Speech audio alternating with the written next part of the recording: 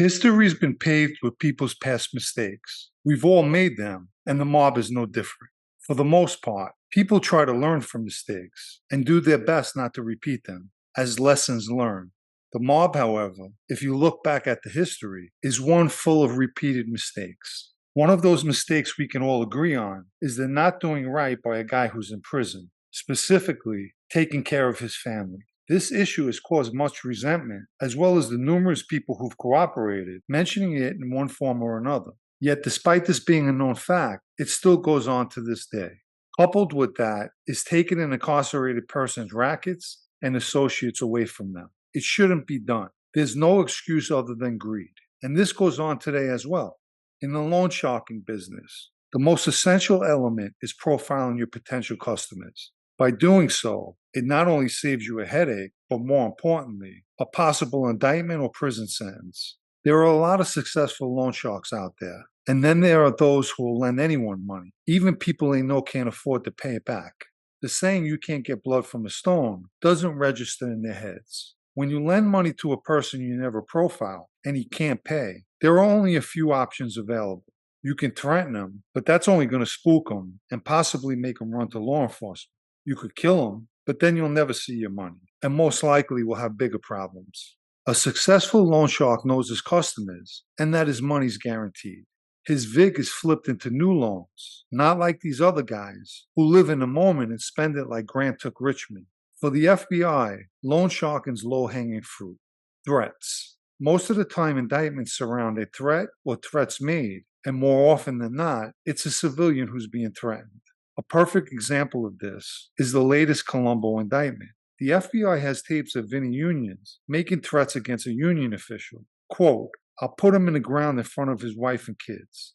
Any member of that life always needs to watch what they say. In Vinny Union's case, why make a threat? If the guy doesn't do whatever it is you expect him to do, then don't talk, just act.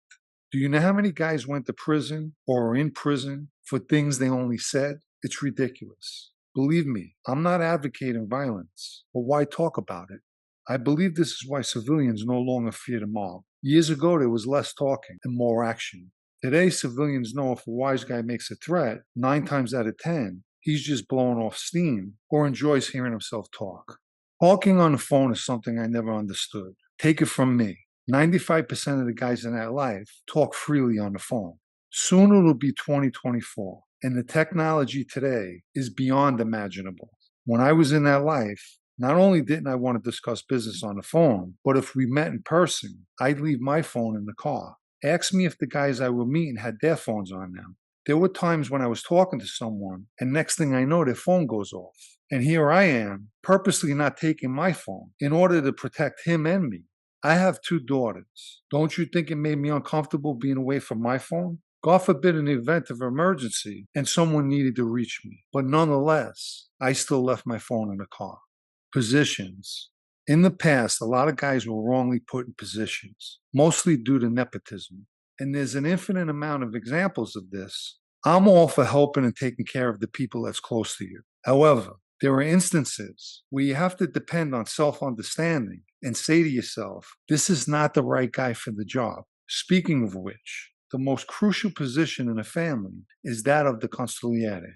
And as part of his role, he handles internal disputes, and favoritism usually plays a big part of his decision-making. He may make a call that's totally unfair and unjust just because he has a better relationship with the other guy.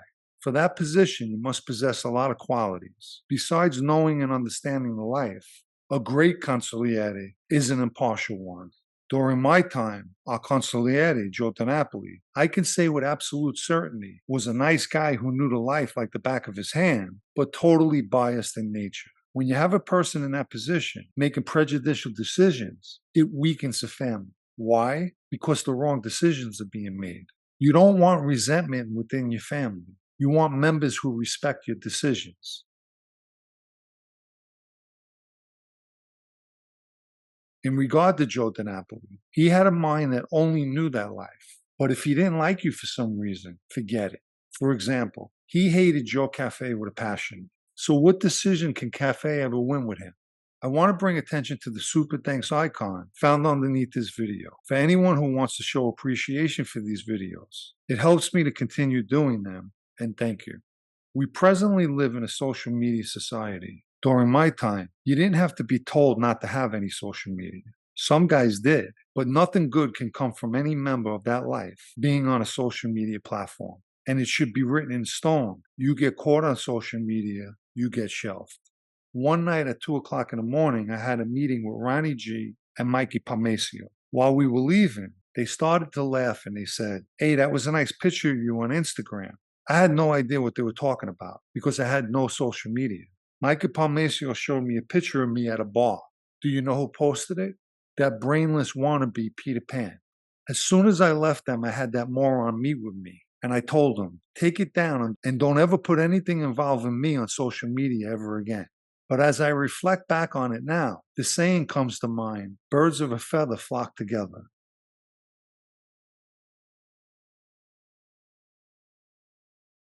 The last mistake I'll mention is not a repeated old one, but rather a new one. And that's straightening out, inducting businessmen. I agree, you want to have access to guys like that, but they should never be inducted. Instead, you create a little panel whose sole purpose is to service those businessmen. They handle all interactions with them, and they shouldn't be allowed to intermingle with anyone else in the family except that panel. Nor should they be involved in or privy to the everyday dealings within the family. By inducting them, it creates two problems. First and foremost, you're inducting people who are not street guys. They're businessmen. Big difference. If you pour water into any drink, you weaken it, and they represent the water.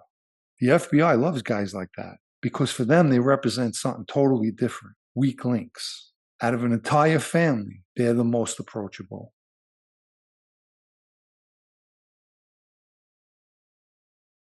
It's commonly known human sources are the FBI's bread and butter. So in essence, by inducting these businessmen, it makes the FBI's job that much easier. I'll end this by saying these are just a few of the mistakes the mob makes, just off the top of my head. There are many. And knowing what I know now, there's one big mistake that we all made, myself included, and that was becoming part of the mob to begin with.